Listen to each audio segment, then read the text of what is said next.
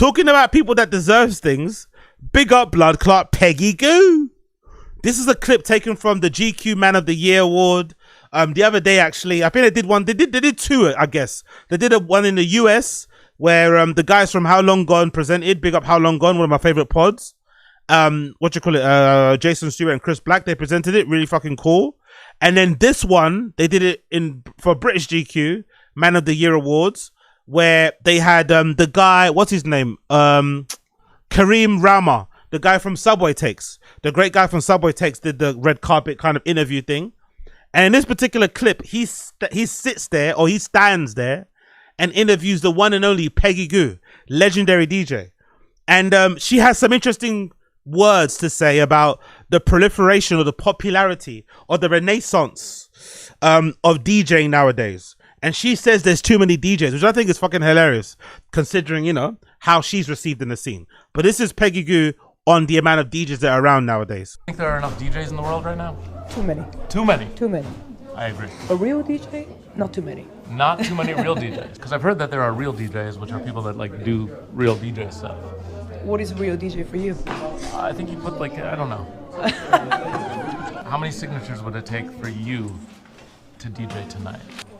1,000 signatures? 100 signatures? If we want Peggy on stage? Or you're just not gonna do it? 100,000. 100,000? Yeah, how about that? Okay, I don't maybe think that's a little bit too much. I don't think there's 100,000 people here tonight. Okay, 100. I'm being humble. That's 100. it? Yeah. Great. Start the petition. Yeah, we're gonna start the petition. Now, maybe in general, she's somewhat right? I think she's in general, I think there's some truth what she's saying. There's some truth what she's saying in general about there not being maybe real DJs. And I guess she means people that really appreciate the art form. They really take time to dig. They play in really cool, interesting and creative ways. They're not just about playing the hits. It's not just the image thing, blah, blah, blah, blah, blah. But this is similar to like a little bit to like the fucking Pharrell thing with the DEI and, you want to get here by merit. Because some people would argue that Peggy Gou isn't really a real DJ, you know? Some people question her level, like and again, it's not her problem. It's just what it is. It's the industry. It is what it is. It's the market. It is what it is. But some people could say that her level of fame, her level of popularity, her level of success, her earning power doesn't really match her skill. You know, she's one of the biggest, most popular DJs out there in the world. And you could sometimes see her play and you'd be like, I know a couple of friends that are better than this girl.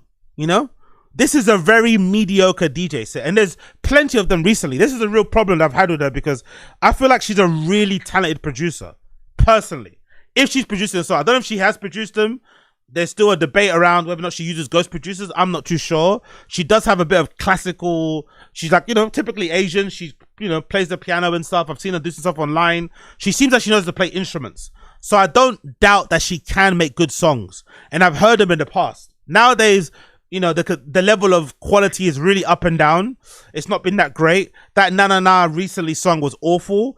That song that she done, which I didn't know at the time because I reviewed it, it was actually a collaboration with the F1. I didn't know that.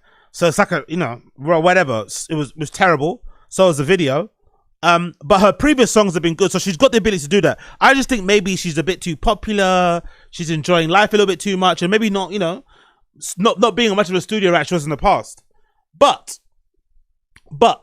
one thing is for certain, even a Peggy Gou hater would say that she's a better producer than she's a DJ. She's a better producer than she is a DJ, which I think is a problem. I think is a big problem because she gets paid probably, and she's more well known at the higher profiles being a DJ. So for you to stand there and be like, yeah, there's not enough real DJs, it's like you yourself are not a real DJ, really. You know, your sets are kind of inspiring, uninspiring. You're known. I think personally, she's probably known more for her looks than she is for her talent. There's loads of really, you know, not so good stories about her and how she acts with people and stuff.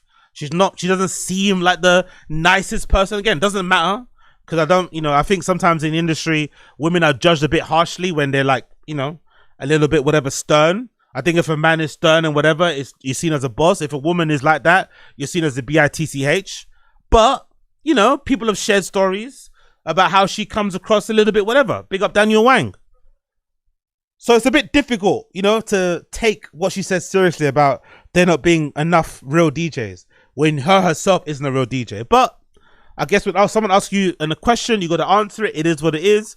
I just find it a little bit contradictory coming from her, you know? Coming from her, it's like right message, wrong messenger. Maybe. But what do I know? Absolutely nothing. I know nothing.